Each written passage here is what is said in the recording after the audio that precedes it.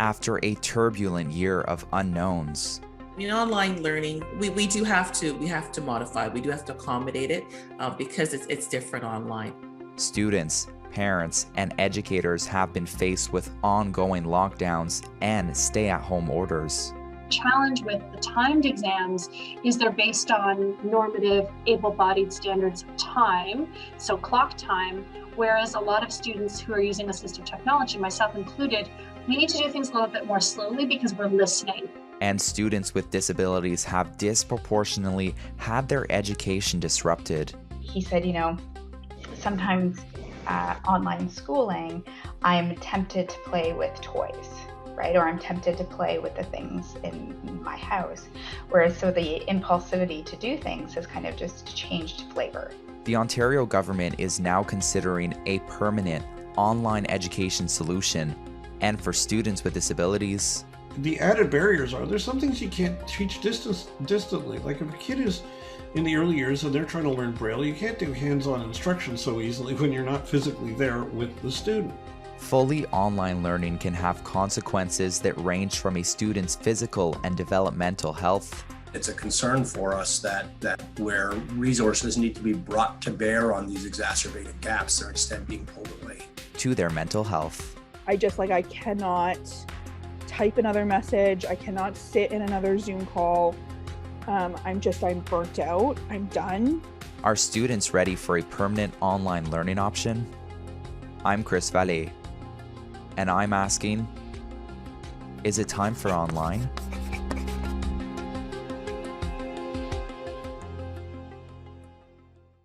Nothing beats in-person learning. Nothing beats brick and mortar schools. We know children thrive best in that environment. Karen Brown is the Vice President of the Elementary Teachers Federation of Ontario. My background is in special education, speech and language and autistic. I sort of specialized in that particular area, and I have worked in a Section 19 classroom.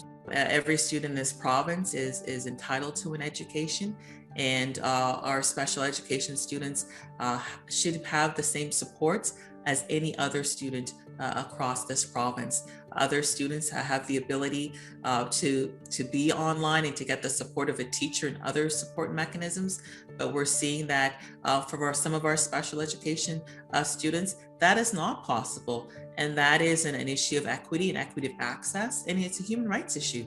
Stephanie Matsky's son is in grade 6. He's on the neurodiversity spectrum. So he has 2 diagnoses, one dyslexia and the other one ADHD.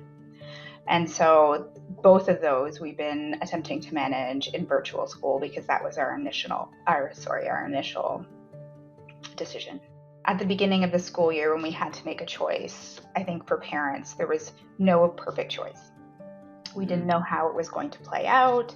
We didn't know if schools would shut down. We didn't have enough information. And so for us, because of his anxiety, which had to do with COVID, but also had to do with just it existing already, we made the choice to do virtual school, so online. I also think for my family, in particular, we had some options, and I don't think that exists for all families. And so I think that when talking about this subject, I'm really mindful that we do hold some privilege when it comes to support systems, and being able to have that put in place quite early. And I know that not all families have that. Right now, just based on the climate, we are in the middle of remote, working towards in-person learning. Daniela Mello-Babic is the principal at the Beverly School in Toronto, which focuses on students with exceptionalities, a term used for students with developmental and/or physical disabilities. We have programming for our students here where it's not only visual, but also kinesthetic and auditory. So we're all three combined to one. So when you have something like the pandemic, where there are these restrictions in terms of health and safety and looking out for the health and safety of everyone involved, you have to take a step back and reevaluate how the learning is going to look like within the classroom, outside of the classroom learning experiences. So it literally is a complete reevaluation of how to engage all of our students in the learning with these new restrictions. It's clear that for the vast majority of students, face-to-face education is more successful. Harvey Bischoff is the president of the Ontario Secondary School Teachers Federation. There is a small number of students for whom online education is excellent because they, can't get access to a particular course in a remote community, because they, suffer from an anxiety disorder that makes being in class extremely difficult, for example. So there are times where online education is perhaps better than face-to-face, but they're limited and for a limited number of students. In terms of specifics, like I think we've all become entirely accustomed over the last year, over accustomed to the fact that that video just isn't a substitute for face-to-face interaction. So we have students to some extent who have simply disengaged. We've kind of lost them. They've fallen through the cracks in the system, and that's a real loss. It's of course a personal, individual loss for those students who can be significantly set back by that gap in their learning. It's a loss to Ontario's future economy at that basic level. It's a loss to Ontario's civic and social life. Coming up, I speak to students, educators, and parents about how the challenges of online learning go beyond attendance. So technology can be this huge equalizer, but it can also be a huge divider. And so technology can certainly enable us to participate and engage, but it can also act as an oppressive force if we can't afford it. This is it time for online?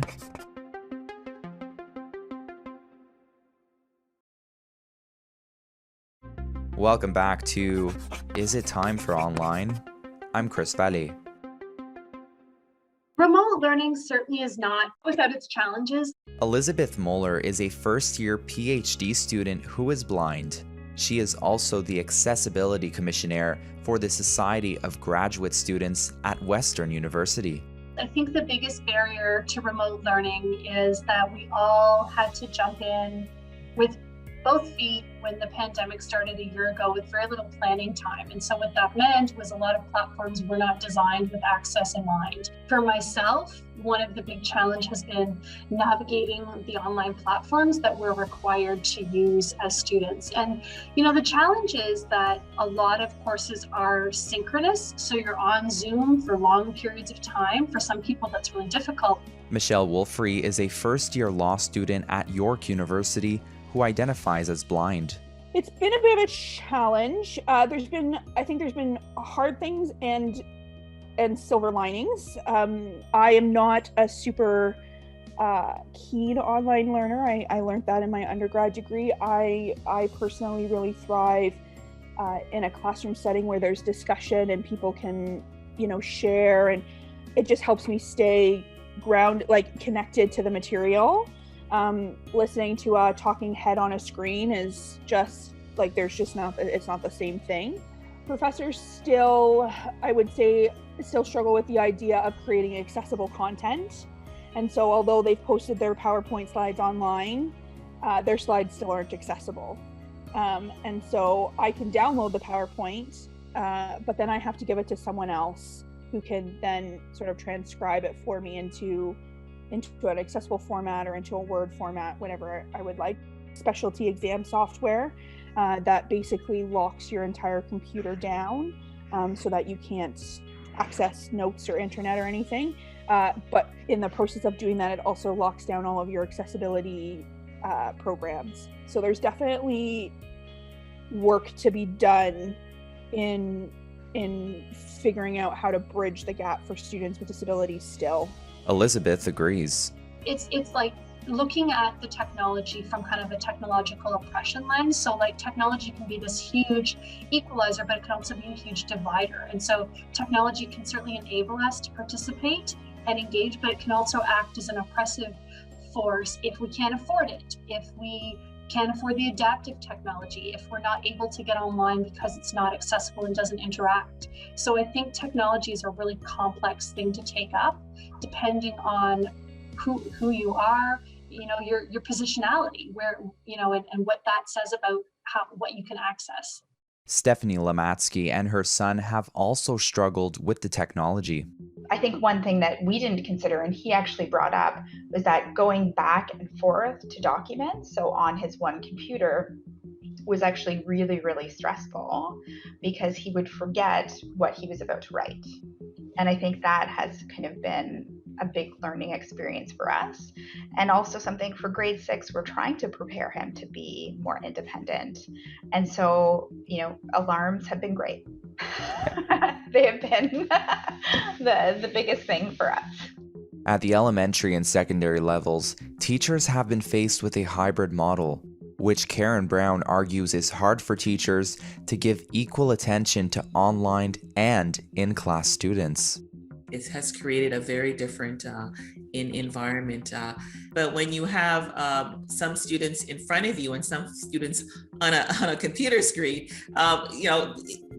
the students on the computer screen are losing out. The kids who are in the classroom are going to get the teacher's attention. You cannot be in two places at once. It's not a good delivery model, and I think most parents can tell you their children are not benefiting if you're not getting the full attention of the educator. It's a cost-saving model. It's one that saves the government, but does not invest or help our students in Ontario.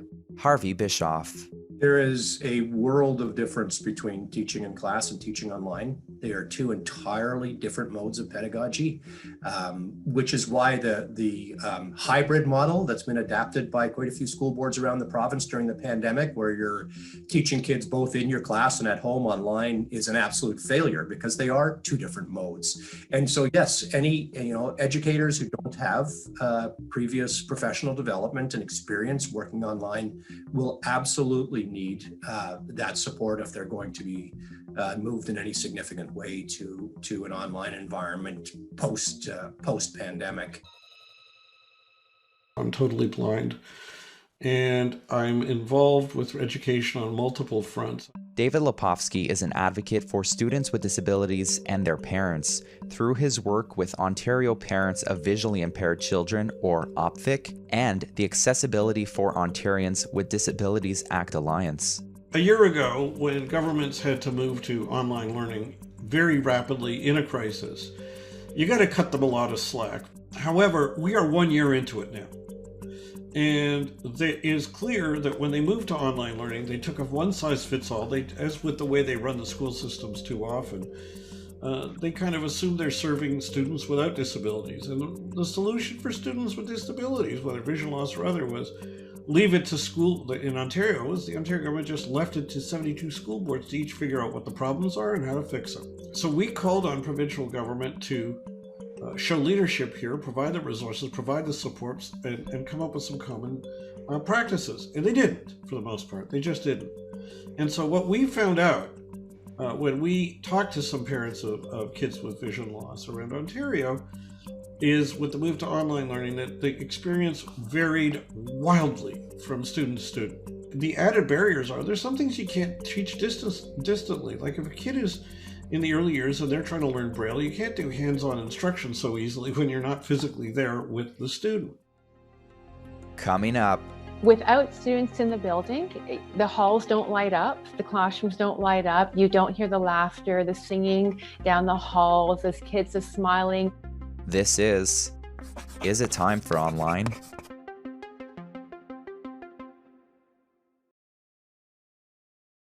Welcome back to Is It Time for Online? I'm Chris Vallée. When it comes to online learning in Ontario, what does the future look like? The Ontario government's online model is currently dependent on TV Ontario. David Lepofsky. The Ontario government owns and operates an educational TV system called TV Ontario, or TVO. And when the move to online learning began, the government proudly announced, Minister of Education over and over, that we're partnering with TV Ontario as a major partner to help deliver online learning. Well, the AODA Alliance took a look at TVO's online resources for learning, and they were replete with disability barriers that would make it hard or impossible to use with a screen reader or with other technologies used by others with different disabilities. Harvey Bischoff. One has to wonder at what the motivation is. What is the motivation for permanent online with the creation of a separate infrastructure through TVO to support that? And if there's no pedagogical, no social explanation for that, then one wonders, is this just about cheapening the publicly funded education system? Is this just about reducing the number of physical classrooms that you need, the number of educators that you need, because you can jam more kids into a virtual room? And yet one has to suspect, in the face of no academic support for this move to online, that it's being ideologically driven for reasons that are separate from the desire to deliver high quality publicly funded education. Karen Brown.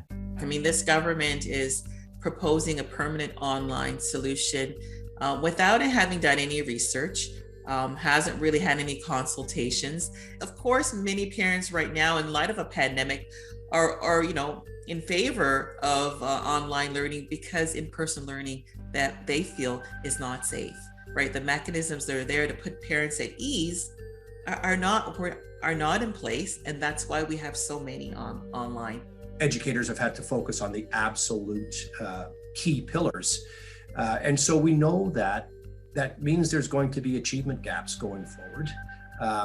And we know that those are exacerbated by kids' background, kids who are already more marginalized in some fashion. Those gaps are likely to grow more for them. It's why we've been calling for a strategy to return to some sort of stable face-to-face learning. That strategies be put in place to make up those gaps. And instead, what we see is a government that's looking to strip resources out of the education world, looking to reduce funding for education, when there is going to be so much work to do to try to catch up. It really is an unfortunate reality. Elizabeth Muller has felt some positives from mandatory online learning at the academic level. For me, it's again, because of my disability, navigating virtual space is sometimes easier than physical space, where you're having to go out as someone that can't see, navigate large crowds, navigate paratransit, navigate inclement weather conditions, navigate ableist attitudes and assumptions. And so for me, it's really been a way to connect with people that I actually didn't think when I got accepted to my PhD last February that I'd be able to do. But for Michelle Wolfe, constantly being online can be exhausting. There are more days than not where I get to the end of the day and I just have to put my phone down. I have to turn my computer off. I cannot type another message. I cannot sit in another Zoom call. I'm burnt out. I'm done. And I think that for me, I'm an extroverted introvert. So I very much need my own space and my own time. I've had to really set boundaries for myself around when and how I work, because I was working all day, every day. And that's not good for your mental health. And also, and then just taking a break, making sure that I'm taking lots of breaks, because Zoom fatigue is real. Parents and educators are also concerned with the socialization and mental health aspect of online learning. Stephanie Matsky. There have been some pluses, but he was like, we don't really get to connect in any other way, spontaneously. And I think that that's something that I wonder, when we look at online schooling, if we can mirror what happens out there in the world when it comes to how grade 7s, how grade 6s, how would they communicate? What would they do? They might play, games. And we did bring this up to the school, and then they were able to create a group once a week with one of his friends who's doing in-person school. So then they all actually meet. And so that's been an interesting experiment where we kind of said, we would want him to socialize. And they responded, I think we can make this happen.